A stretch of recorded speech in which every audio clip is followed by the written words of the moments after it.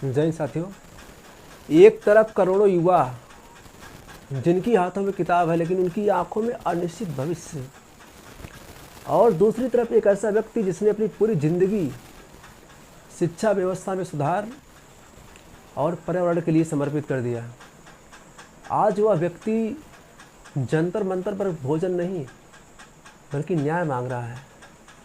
आखिर ऐसी कौन सी बात है कि एक शिक्षक, एक इंजीनियर, एक पर्यावरणविद अपनी आवाज़ सुनाने के लिए भूख हड़ताल करना पड़ रहा है?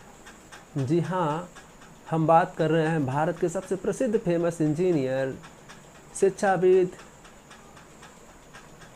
सोनम वांगचुक जी का। एक ऐसा लड़का जो 9 वर्ष की उम्र तक स्कूल नहीं जाता, जिसकी प्राथमिक शिक्षा उसकी माँ होती थी,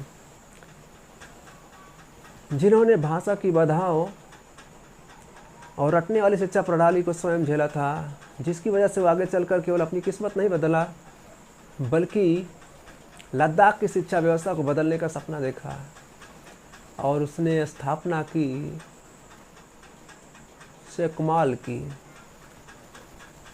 एक ऐसी शिक्षा व्यवस्था जिसमें असफल विद्यार्थियों को पढ़ाया जाता था, एक ऐसी शिक्षा व्यवस्था जिसमें प्रैक्टिकल पर जोर दिया जाता था, एक ऐसी शिक्षा व्यवस्था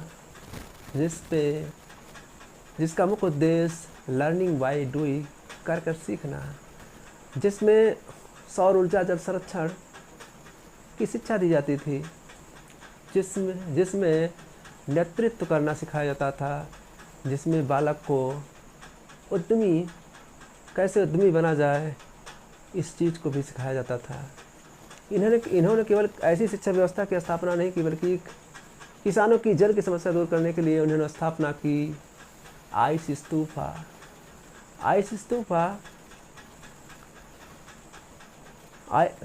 एक ऐसी व्यवस्था थी जो सर्दियों में बर्फ़ से पिघले हुए पानी को संरक्षित करता था और उसी जल को गर्मी के मौसम में जब किसान को ज़्यादा जल की आवश्यकता पड़ती थी, उसी जल को किसान को उपलब्ध कराया जाता था ताकि किसान की फसलों के लिए ज़्यादा से ज़्यादा जल की उपलब्धता सुनिश्चित हो सके। इसके अलावा इन्होंने सोलर हीटेड टेंट का आविष्कार किया ताकि भीषण ठंड में -30 -20 डिग्री के टेम्परेचर में भी देश का नौजवान बिना अतिरिक्त ऊर्जा खर्च किए, बिना बिजली, बिना कोयला के, केवल सोलर एनर्जी से बने हुए टेंट में चैन की नींद सो सके। आज मैं बात कर रहा हूँ आखिर छात्रों की मांग क्या है। छात्रों की मांग है कि पारदर्शी एग्ज़ाम सिस्टम, पेपर लीक पर कार्रवाई और जिम्मेदार अधिकारियों की जवाबदेही और छात्रों का भविष्य सुरक्षा। और छात्रों की इन्हीं सब मांगों के समर्थन के लिए सोनम वांगचुक जी आज दिल्ली के जंतर मंतर पर भूख हड़ताल कर रहे हैं।